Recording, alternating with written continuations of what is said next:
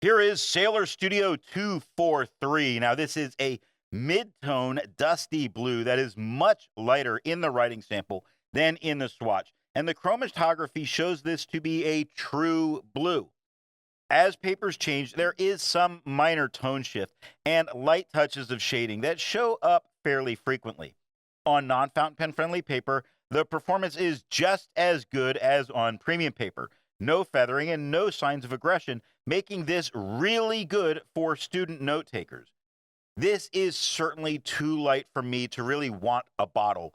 A full page of writing like this can be rough on my old eyes, but this is a really good ink that others should really consider trying. The pen for today is a Pilot Metropolitan. Now that we know my opinion on this ink, let's see how I got there by looking at the first writing sample done on Clairfontaine. As I had said, just too light a blue for me. Not a bad blue. Still is fairly easy to read on the page. It doesn't feather, doesn't spread. It does show some decent shading going on. You see, this is much darker as a word than because on the same line. And both this and because do show some shading. This starts a little bit lighter during that T. The top of the H is a little bit lighter. The bottom of the H into the is a bit darker. Now, because starts as a lighter tone and gets darker during the downstroke of the E at the end. Looking at the back of the page, no bleeding and no ghosting. Sailor makes more than one ink, so let's take a look at a few other inks from Sailor. Here is Sailor Kobe number 54. Here is Sailor Studio 437. Here is Sailor Studio 831. Here is Sailor Kobe number 21. The second writing sample is done in a Portage Reporter notebook. Here the tone is just the tiniest bit darker than it is on the Clairfontaine.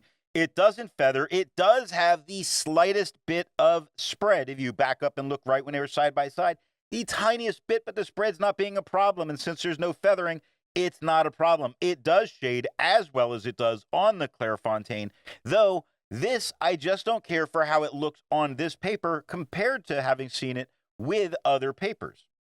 Looking at the back of the page, we get no bleeding and no ghosting. There's a lot to be learned by doing multiple chromatographies. The one on the left is done the way it's supposed to be done. A line of ink is put down to immediately put into water to show the separation of those colors, making the ink. Now the one on the right is marked with a D. This is allowed to dry for 10 minutes before it's put into water. The third writing sample is done in a national brand Steno notebook. Here it is just as dark, maybe slightly darker than it is on the Clairfontaine, and noticeably a green-leaning turquoise. That means that this color is being affected by the tone of the paper underneath, meaning the ink is a little bit more translucent. Not a problem, just a thing. It doesn't feather, doesn't spread, does shade just as well as it does on the Clairfontaine. Take a look at marks on the second line, where the mar is a little bit lighter than, the mar is quite a bit lighter than the KS at the end. And we get to see this type of shading in many of the words. So it shades well, and I think the color here, for me, is more likable than I was seeing in its light blue form on white paper. Looking at the back of the page, we get no bleeding and no ghosting. Resistance tests are done to see how well this ink can be expected to perform on the page, and more importantly, how hard it may be to clean from your pen. Now, the smear is allowed to dry for 3 days before testing it. In the upper left, you can see where there is highlighter. In the upper right, that is pen flush. The lower left has a 1/3 bleach solution, and the lower right has plain old water. The next writing sample is done in a Rhodia notebook. Here we get the same tone as the Clairfontaine. It does not feather, does not spread, does shade just as well as it does on the Clairfontaine. However, I don't see this as standing out against the quad rule well enough for me. So for me, I don't see this being a good ink for quad rule paper.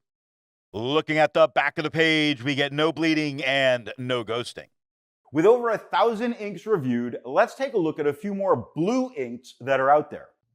Here is Diatramentis Document Dark Blue. Here is Noodler's Qternity. Here is Private Reserve American Blue. Here is Vinta Deepwater Blue Lucia. All of the inks that you just saw have a review here on the channel. Now, the next writing sample is done in a composition lab notebook. Here the tone is just a little bit lighter than it is on the Clairfontaine. Not flatter, just a little bit lighter. It doesn't feather, doesn't spread, does shade about as well as it does on the Clairfontaine. I don't think this stands out well against this quad rule, and while I wouldn't count it against a student using it, if they don't have a problem with this, it looks a little visually confusing to me, so it would not be my choice on this paper. Looking at the back of the page, we get no bleeding and no ghosting. While it's nice to see inks that are in the same color family, I prefer to find inks that complement the color on the page. Here is Ackerman, their number 20. Here is Diamine Honey Burst. Here is Monteverde Garnet. Here is Colorverse Desert Storm. The best way you can support this or any channel that you like watching is to alert the retailer of where you saw the product at time of purchase. Now, the last writing sample is done on 20-pound copy paper. Here we get the same tone as the Clairfontaine. It does not feather. It does have a normal amount of spread, maybe a little less than the normal spread for dealing with copy paper. It does show some shading through some of the writing. I do think, even though this is a much lighter blue than I would prefer, I think this is a very nice blue that performs very well on copy paper. Looking at the back of the page, we have no problem for ghosting. Nothing bled through to touch the page underneath, but there are a couple spots that are a little bit deeper into the page. Normal, we're dealing with copy paper here. I don't think this stops most people from writing on the back of the page.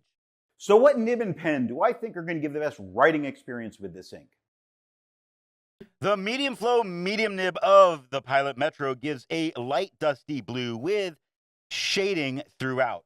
Off camera, I tried this in a very wet fine, and the tone darkened a bunch, and it did still shade. So for this, I say go for a wet fine to get a slightly darker mid-tone of this dusty blue with spots of shading. Now, that's for me to get it a little bit darker.